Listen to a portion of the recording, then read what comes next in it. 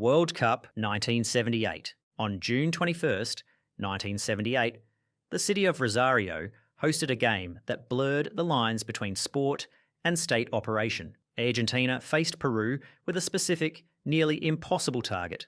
They needed to win by 4 clear goals to overtake Brazil and reach the World Cup final. A standard victory wouldn't be enough. The military dictatorship needed a massacre to validate their regime. The atmosphere was suffocating. Before kickoff, General Jorge Videla, accompanied by Henry Kissinger, personally walked into the Peruvian locker room. They framed it as a courtesy call regarding Latin American brotherhood, but the subtext was heavy. When a dictator enters your personal space minutes before a match, you understand the consequences of spoiling the party. On the field, the collapse was suspicious. Peru had been defensively rugged all tournament, yet they suddenly looked like amateurs. All eyes were on goalkeeper Ramon Quiroga, an Argentine by birth, who seemed bizarrely passive, allowing easy shots to roll past him. Argentina didn't just get 4, they walked in 6. Theories have swirled for decades, ranging from massive grain shipments sent to Lima to the unfreezing of Peruvian bank assets. While the junta got their distraction and the country celebrated, the rest of the world watched in horror. Brazil went home undefeated, but eliminated, victims of a match where the result felt negotiated in a backroom rather than earned on the grass. France, Ireland, Paris, November 2009. The stakes were huge. A ticket to the World Cup in South Africa. Ireland, the underdogs, played the game of their lives, dragging a nervous French team into extra time at the Stade de France. They deserved to win, but the match was decided by a moment of cheating so blatant it stunned the world. A free kick floated into the box, and Thierry Henry, a player known for elegance, resorted to desperation. He handed the ball, not once, but twice to control it before squaring it to William Gallas for the winner. The Irish players were furious. They surrounded referee Martin Hansen, begging him to look at the replay screens. But the goal stood. It was a robbery committed in plain sight. Henry sat on the pitch afterward, looking more guilty than triumphant, while the Irish team realised their dream had been stolen by a hand. The scandal didn't end on the pitch. The Irish FA threatened legal action to block the World Cup. Years later, the dirty truth surfaced. FIFA had quietly paid the Irish Association €5 million to prevent a lawsuit. They labelled it a loan for stadium work, but the world saw it for what it was: hush money to bury the problem. France went to the World Cup, but karmic justice followed them. They imploded in a humiliating group stage exit that gave Irish fans a small, bitter sense of satisfaction. Marseille versus Valenciennes, the 1993 scandal involving Olympique de Marseille, is the perfect example of how greed can destroy a football dynasty. Marseille was the undisputed king of French football,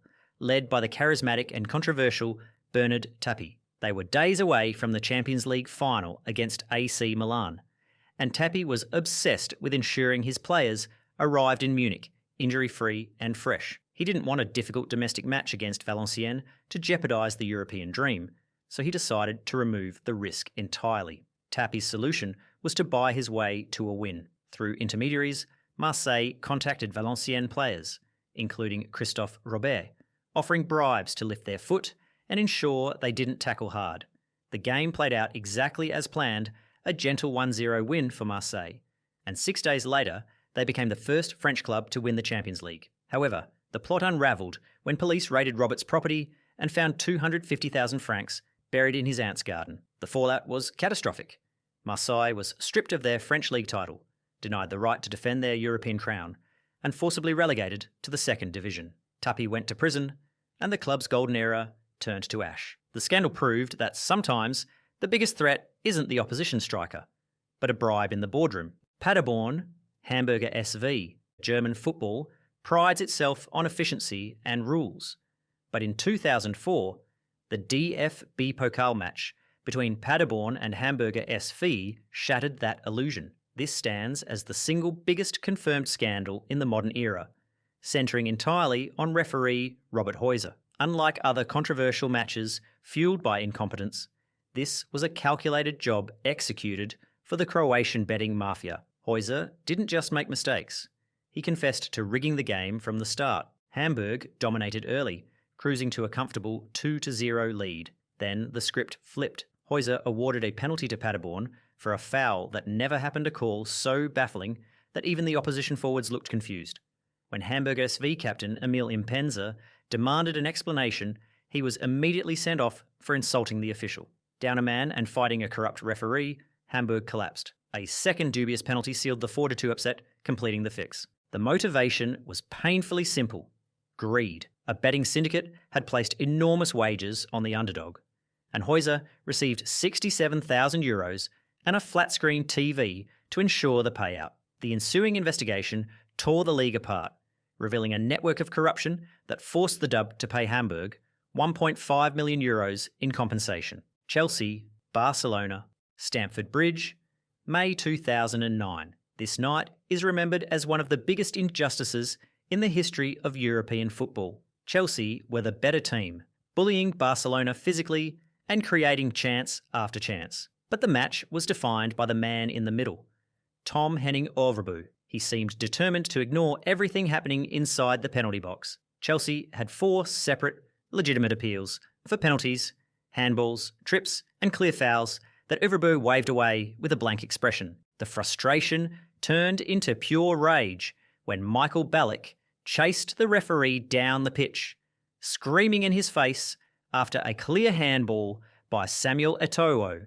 Then came the ultimate sucker punch. Deep in stoppage time, with their first real shot on target, Andres Iniesta smashed the ball into the top corner. 1-1. Barcelona were going through on away goals. The final whistle triggered absolute chaos. Didier Drogba charged at the television cameras, shouting, "It's a disgrace," to the whole world. While Barcelona went on to lift the trophy, the anger was so intense that Overbu had to be smuggled out of England under police protection. The record books say Barcelona won, but anyone who watched knows Chelsea was simply refused the right to compete. Fenerbahce, Sivasspor, May 22nd, 2011. The Sivas 4 Islal Stadium is the only place on earth that matters. It is the final match day. Fenerbahce is neck and neck with Trabzonspor, needing a win to lock it up on goal difference. The pressure is suffocating. The game starts, and honestly, it plays out like a fever dream. Goals are flying in from everywhere. Fenerbahce takes the lead. Sivasspor punches back. It's end-to-end chaos. The crowd is manic. But as the score ticks up to 4-3 for Fenerbahce, something feels off. Like scripted off. The Sivasspor goalkeeper, Korsan Çelikay, starts making mistakes that look totally sketchy. A fumble here, a reaction time that looked like he was moving underwater there. The Fenerbahce forwards are scoring like it's a practice drill. When the final whistle blows, the players absolutely lose their minds. Champions. The fans are crying tears of joy. But while they were partying, the whole thing was about to blow up in their faces. The joy in the stadium was just a cover for a dark reality. Just weeks later, the police raids began. The trophy was lifted, sure, but that triumph got washed away fast by the cold reality of wiretaps, prison sentences, and a scandal that basically broke Turkish football. The game was a thriller, but the ending, that was written way before kickoff. 1998 World Cup Final. The 1998 World Cup Final between France and Brazil is defined less by the football and more by the chaos that preceded the kickoff. When the official team sheets were handed out at the Stade de France, the world stopped. Brazil's star striker, Ronaldo, was missing. He was the best player on the planet, and his absence sent the media into a panic. Then, just 45 minutes before the game began, a new team sheet appeared. Ronaldo was back in. The match went ahead, but the Ronaldo on the pitch looked like a ghost. He was slow, distant, and barely touched the ball. France took full advantage of a Brazilian team that looked completely shell-shocked. Zinedine Zidane scored 2 headers in the first half to kill the contest, and Emmanuel Petit added a third in stoppage time. The 3-0 scoreline was a humiliation for the favourites. The truth only came out later. Ronaldo had suffered a convulsion in the team hotel just hours before the match. While he was medically cleared at the last minute, the emergency had rattled the entire squad. The decision to play a man immediately after a serious medical scare sparked years of anger and conspiracy theories about pressure from sponsors. To this day, we still don't know if we watched a fair football match or a corporate obligation played out on grass.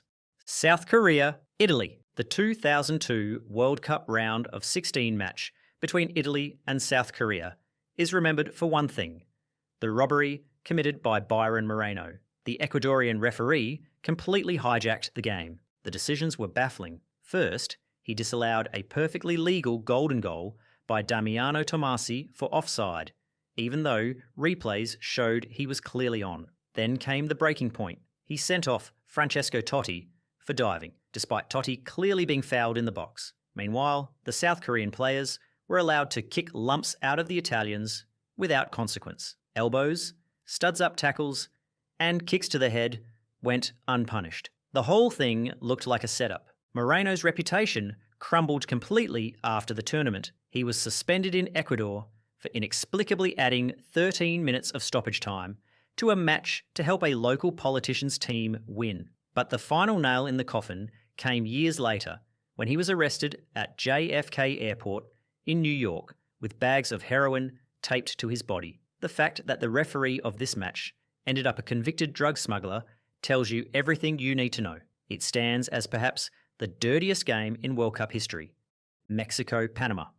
The 2015 Gold Cup semi-final between Mexico and Panama is widely regarded as one of the most disgraceful matches in CONCACAF history. It wasn't just bad refereeing, it looked like a calculated move to ensure the tournament's biggest commercial draw reached the final. Panama, playing with 10 men after an incredibly harsh early red card, defended heroically and led 1-0 deep into stoppage time in Atlanta. They were seconds away from a historic upset. Then, American referee Mark Geiger made a call that nearly caused a riot. In the 89th minute, Panama defender Roman Torres fell backward onto the ball while losing his balance. He wasn't even looking at the play, yet Geiger immediately pointed to the penalty spot for a handball. The decision was shocking. The Panamanian players threatened to walk off the field, delaying the game for over 10 minutes in a scene of absolute chaos.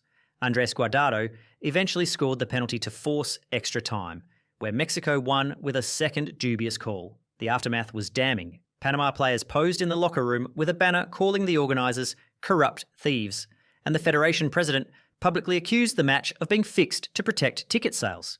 Geiger later admitted to officiating errors, but the apology rang hollow for a team robbed of their glory.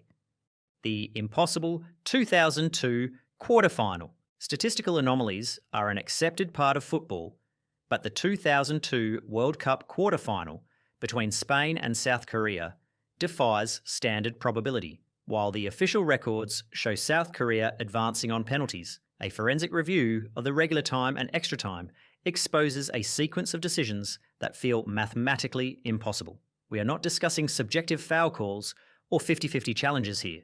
We are analysing two perfectly legitimate goals being wiped off the board in a single knockout match. The first incident saw a chaotic set piece end with the ball in the net, only for the referee to blow for a push that replay technology confirms never occurred. However, the true smoking gun arrived later in the match. Joaquin executed a perfect run and crossed the ball for Morientes to head home what should have been a golden goal winner. The linesman immediately raised his flag, claiming the ball had crossed the byline. High-definition freeze frames have since proven the ball was still inches inside the field of play. To have one goal wrongly disallowed is a rare misfortune. To have two annulled against the host nation suggests the outcome was predetermined. It forces us to ask whether the linesman was simply incompetent or if he was actively protecting the tournament's lucrative narrative. Real Madrid, Bayern Munich.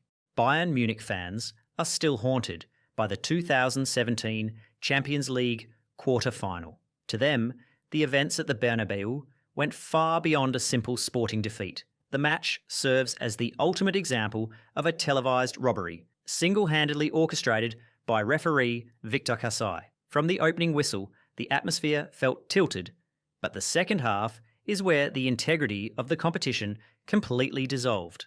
Bayern fought like warriors to force extra time, silencing the Madrid crowd. Then, the officiating collapsed. Arturo Vidal goes in for a tackle. He wins the ball cleanly, with undeniable precision. What does Kasai do?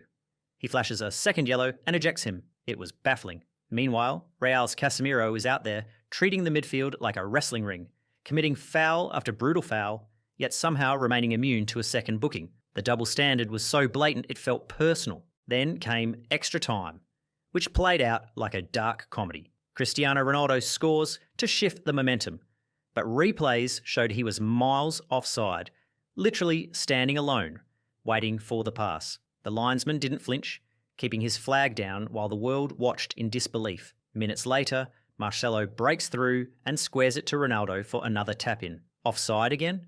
Without a doubt. Real Madrid took the 4-2 win on the back of 2 illegal goals and a phantom red card. This heist was so obvious that it practically forced UEFA to fast-track VAR just to save the sport from itself. West Germany versus Austria. Gijon, Spain, 1982.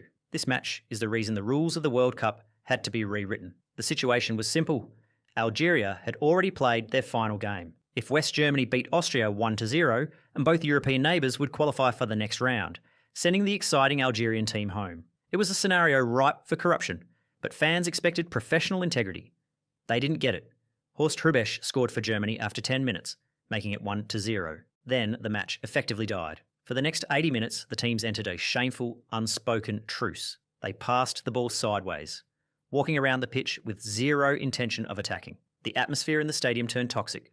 Spanish locals waved white handkerchiefs in disgust, while Algerian fans in the stands burned money and screamed, "Fix!" The outrage was immediate and universal. The German commentator refused to speak for long stretches, unable to justify what he was seeing, and the Austrian broadcaster bluntly told viewers to turn off their TVs. Both teams got their ticket to the next round, but they lost their dignity in the process. This public betrayal forced FIFA to change the format forever, ensuring final group games are now played simultaneously so that this kind of collusion never happens again. There is a special circle of sporting hell reserved for moments like Bloemfontein in 2010. Fans can usually accept their team playing poorly or a striker missing a sitter. What they cannot accept is physics being ignored by the officials. England was clawing their way back into the World Cup knockout clash against Germany when Frank Lampard produced a moment of magic. His chip beat the keeper, hit the crossbar, and bounced down. It didn't just graze the line. It was a yard deep into the goal. The entire stadium saw it bounce in.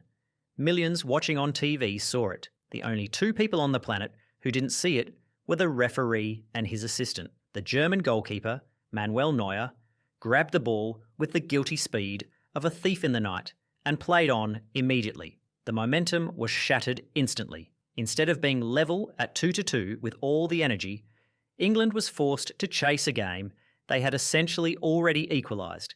The emotional toll of that injustice broke the team's spirit, while this disaster forced FIFA to finally bring in goal line technology. That is zero comfort to the fans who travelled thousands of miles only to be sent home by a blind call. It remains one of the greatest robberies in history. Netherlands, Argentina. If you missed the Battle of Lucelle, you missed the most chaotic football match of the century. This was absolute madness from start to finish. Mateu Lahoz walked onto the pitch and basically decided he was the main character. He was tossing out yellow cards like confetti. You get a card. You get a card. The bench gets a card. It was a total circus. The players were genuinely losing their minds. At one point, Paredes wipes out Arke, then smashes the ball straight into the Dutch dugout. The whole bench empties. People are shoving, screaming, and Lahoz is just standing there, blowing his whistle like that's going to help. Then, just when you think Argentina has it locked up, Lahoz adds 10 minutes of stoppage time. 10. The Dutch score a miracle equaliser, and we go to penalties. The drama was off the charts. Argentina wins, but forget sportsmanship. Nobody is shaking hands here. Dumfries is getting sent off after the game ends. Messi is straight up beefing with Van Gaal on live TV. It was pure energy. The referee completely lost the plot, turning a tactical battle into a bar fight. It was ugly, it was messy, and honestly, it was incredibly entertaining, as long as you weren't one of the players trying to survive it.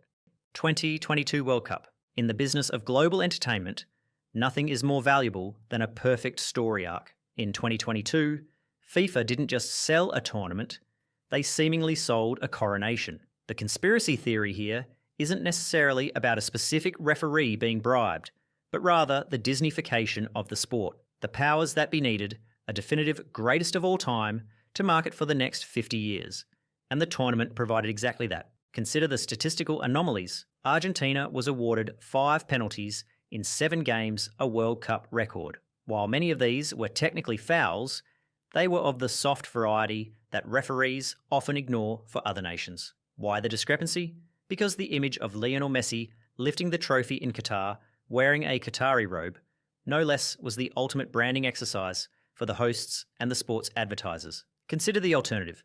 France winning again. That's a sequel nobody buys. But the Messi final, that is a cinematic masterpiece that generates billions in engagement.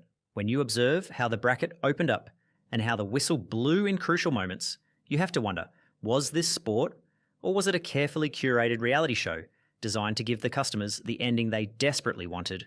Mexico City, 1986. In criminal forensics, the most damaging evidence is often hidden in plain sight. In football, that evidence was a fist raised above a head in Mexico City, 1986. The quarter-final between Argentina and England produced the most analysed frame in sporting history, the hand of God. The official report lists the goal as a header, but biomechanical analysis proves this is a physical impossibility. To generate power on a header, the neck muscles contract and the head snaps forward. Diego Maradona's head did not move in that manner. Instead, the footage clearly shows his left arm extending, with his fist punching the ball past Peter Shilton. The physics of the ball's trajectory, looping unnaturally over the keeper, confirms manual impact, rather than cranial contact. Referee Ali bin Nasser claimed his view was obstructed, which is plausible. However, the linesman, Bogdan Dorchev, had a perpendicular view of the incident. In a high-stakes environment like the World Cup, the failure of 2 officials to spot a handball that was visible to 114,000 people in the stadium suggests a catastrophic breakdown of the officiating system. Was it fear of the volatile atmosphere or willful blindness? The forensic truth is simple. A volleyball spike eliminated a nation, and the record books still refuse to correct the error. Barcelona, PSG, they call it La Remontada. But if you ask anyone from Paris, it wasn't a comeback. It was a straight-up heist. Barcelona was dead. They were destroyed 4-0 in the first leg, and the world wrote them off. But the organisers knew a Champions League without Messi and Neymar in February is a financial nightmare. So suddenly the narrative shifted. We didn't get a fair fight, we got the rescue. The officiating was beyond suspicious. Referee Deniz Aytekin made calls that defied explanation. Mascherano blatantly tackled Di Maria in the box, a clear penalty that would have ended the tie instantly. Aytekin looked right at it and gave nothing. Then Luis Suarez feels a phantom touch, drops like he's been shot, and the whistle blows immediately. Penalty. Neymar goes down later with minimal contact. Another penalty. It was absurd. Every single critical decision went Barcelona's way. The statistical probability of that happening by chance is 0. Fans were furious because it didn't feel like a miracle. It felt like a script, a 6-1 turnaround, prints money, it sells documentaries, excitement, and highlights for decades. A boring exit for a super club. That's worthless to the stakeholders. This wasn't football magic, it was the industry protecting its biggest asset. PSG wasn't just playing a team, they were playing the business model, and they never stood a chance. Senegal versus Morocco. You think you've seen drama? You haven't seen the last 5 minutes of this AFCON final. This wasn't a game. It was absolute carnage from the jump. Senegal walked in already furious, basically telling the press the whole tournament was rigged for the hosts, Morocco. The tension was off the charts. We get to stoppage time. 0-0. Then, boom! Senegal finds the net. They think they've won the cup. They're sprinting to the corner flag, ready to party. But wait, the ref blows the whistle. Goal disallowed. Why? Nobody has a clue. It looked clean. The Senegalese bench is screaming. The players are losing their minds. But hold on, because it gets crazier. 30 seconds later, literally the next play Morocco goes down the other end. VAR check. Ref goes to the screen. Penalty. Are you kidding me? In stoppage time, the stadium goes absolute bananas. The Senegal players are practically trying to arrest the referee. They're pointing at the screen, shouting, "We told you so!" right into the cameras. It was pure chaos. Furious at the decision, Senegal's coach, Pape Thiaw, instructed his team to walk off the pitch, leading to an unprecedented 15-minute delay as confusion reigned in Rabat. After Sadio Mane eventually convinced his teammates to return, the match resumed in the 111th minute of real time. Morocco's Brahim Diaz stepped up to take the potential match winner, but attempted a risky Panenka that was easily caught by Senegal goalkeeper Edouard Mendy. The miss sent the game into extra time, where the drama peaked. In the 94th minute, Pape Gueye fired a stunning strike into the top corner, silencing the home crowd and securing a 1-0 victory to crown Senegal as African champions for the second time.